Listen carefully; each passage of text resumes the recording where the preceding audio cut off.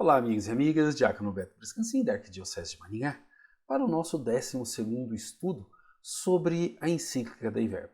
Nos próximos 3 encontros, o 12º, o 13º e o 14º, nós vamos olhar o 3º capítulo dessa encíclica, que tem por tema a inspiração divina da Sagrada Escritura e a sua interpretação. Ou seja, nós já vimos a revelação, nós já vimos como que essa revelação chegou até nós, a transmissão da revelação, e agora a gente vai começar a olhar o seguinte: como que a gente interpreta a Sagrada Escritura? A tradição, a gente tem um outro ponto, o magistério da igreja e assim por diante. Mas e a Bíblia? Quando você pega a sua Bíblia, você abre a sua Bíblia, com quais critérios, com quais olhos, com quais lentes nós devemos olhar? Opa! Nós devemos olhar. É isso que nós vamos ver agora. Se você ainda não é inscrito no nosso canal, se inscreva, aperte o sininho, compartilhe com amigos e amigas e participe conosco desta obra de evangelização. Nesses itens 11, 12 e 13, intitulados A Inspiração Divina da Sagrada Escritura e a Sua Interpretação, são 3 tópicos, começando pelo item 11, onde veremos que a Escritura é inteiramente inspirada por Deus, pois os seus autores escreveram por inspiração do Espírito Santo. Mesmo que cada autor bíblico tenha o seu estilo e a sua forma de escrever, o seu jeitão. Mas que o autor final da Escritura é o próprio Deus. E a Bíblia é palavra de Deus que nos leva à salvação. Aqui, na encíclica, eles falam em hagiógrafos. Nós falamos em autores sagrados. Não é uma questão de verdade científica ou histórica, mas de verdade sobre Deus, sobre o homem e sobre o sentido da vida e do mundo. Quantas pessoas sem sentido na vida, né? Quantas pessoas querendo achar o sentido em coisas que não têm sentido. O consumismo. Por exemplo, um amigo meu uma vez comprou um celular e parcelou em 300 vezes, comprometeu muito a renda dele, o salário dele. Veio, mostrou o celular, você, legal. Aí no outro dia ele veio mostrar o celular, meu celular. Você já mostrou ontem. Quer dizer, o consumismo é isso, ele já precisaria ter outro para ser novidade.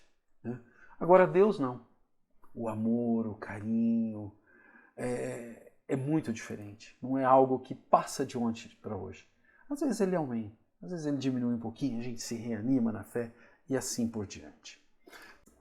A inspiração, a interpretação da Escritura e essa questão da inerrância, quer dizer, algo sem erro, termo que não é usado na Dei Verbo para evitar problemas, mas que é mencionado de forma clara nesse 3º capítulo da encíclica.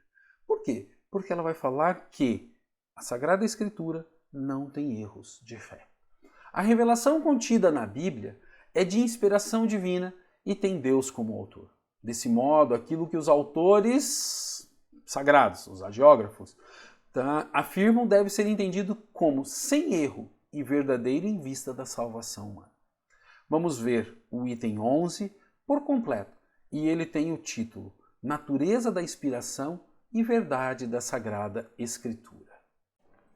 As coisas devidamente reveladas que se encerram por escrito e se manifestam na Sagrada Escritura foram consignadas sob inspiração do Espírito Santo, pois a Santa Mãe Igreja, segundo a fé apostólica, tem como sagrados e canônicos os livros completos do Antigo Testamento e do Novo Testamento, com todas as suas partes, porque escritos sobre a inspiração do Espírito Santo, eles têm Deus por autor e nesta sua qualidade foram confiados à mesma Igreja.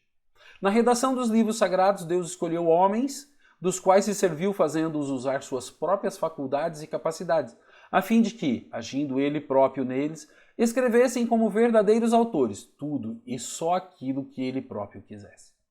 Portanto, já que tudo o que os autores inspirados ou hagiógrafos afirmam pelo Espírito Santo, deve-se professar que os livros da Sagrada Escritura ensinam, com certeza, fielmente e sem erro, a verdade que Deus, em vista da nossa salvação, quis fosse consignada na Sagrada Escritura. Por isso, toda a Escritura divinamente inspirada é útil para ensinar, para arguir, para corrigir, para instruir na justiça, a fim de que o homem de Deus seja perfeito, preparado para todas as obras. Timóteo 3. Na Bíblia, gente, não há erro de fé. Opa, a Bíblia tem erros?